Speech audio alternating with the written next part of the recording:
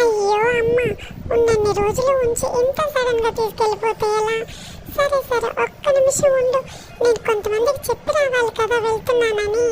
తాతయ్యకి చెప్పాలి, ఖుషి అక్కకి చెప్పాలి. ఖుషి అక్క బాయ్ అక్క, ఈసారి వచ్చినప్పుడు కలుసుకుందాం. అయ్యో, తాతయ్యకి వెళ్తున్నానని చెప్తే తాతయ్య నా చేతిలో డబ్బులు పెట్టాడుగా.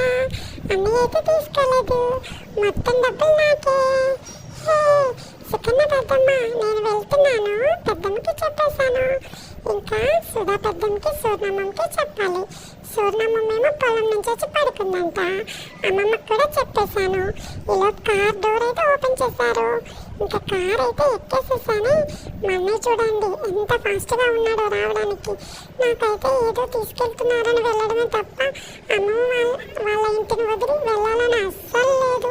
ఏం చేద్దాం, వెళ్ళకైతే తప్పదు. వెళ్తూ దారిలో మాట్లాడుకున్నామే. వీడియో నచ్చితే లైక్